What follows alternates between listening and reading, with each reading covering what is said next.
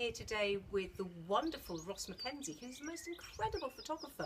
We're surrounded by his photos and we're outdoors because it's nice weather, Ross. It certainly is. And the people who are visiting you are coming because of Arts Weeks. Yeah, it's Oxfordshire Arts Weeks at the moment. It's a 3 weeks festival of art that happens each May and a little bit in November as well. When it encourages artists to open their houses to the public. Now, your photographs are landscapes, wildlife, mostly taken in the Arctic, the Antarctic and the Shetland Islands. Pretty much. I use the phrase wild places to describe the photographs. And you have got photographs of puffins, penguins, polar bears, anything else beginning with P? I can't think of anything else in the collection that begins with P. I do photograph other things as well. Are you sure? Absolutely, absolutely. But penguins, puffins and polar bears kind of pretty much summaриses what I like to spend my time watching. Got a photograph here which is of a polar bear and a polar bear cub. Mm-hmm. It looks fairly gruesome what the adult polar bear is eating. What is that? Well, the picture you're talking about is actually one of a polar bear mother pulling whale meat off a whale carcass that had washed up in a bay in Svalbard a couple of years ago. And the female is diving down, bringing up huge hunks of rancid, cold whale meat, which sounds a bit rough, but if you're a polar bear, that's what you want to eat. Perhaps you could just take us on a little guided tour around what we can see.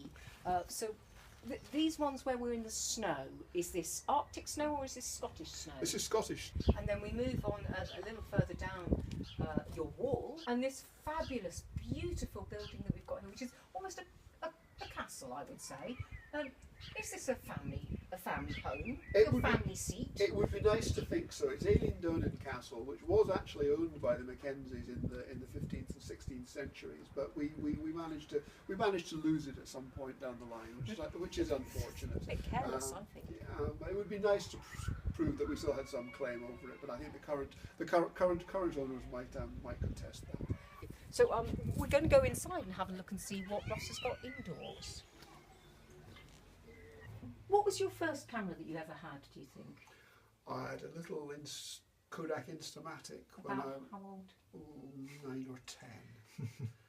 You too could start at the age of 9 or 10, and look where you might end up. So describe to me, Ross, some of the numerous places that you've been to. So many different places, from the Arctic and the Antarctic. In the Arctic, I'm particularly fond of northern Scandinavia, but I like spending time in Greenland and Iceland as well. I also like exploring remote islands. My catalogue of islands is quite extensive, from the Scottish Islands to some of the less frequented ones like the Faroe Islands, which are quite difficult to get to but are extremely interesting.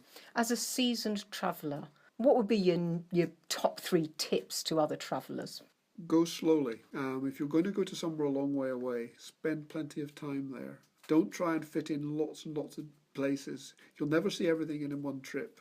So pick carefully and spend longer in a few places rather than lots of time scuttling between lots of places. That's fantastic. That's your number 1 and I like it. We'll stick with that one. Thanks very much, Ross.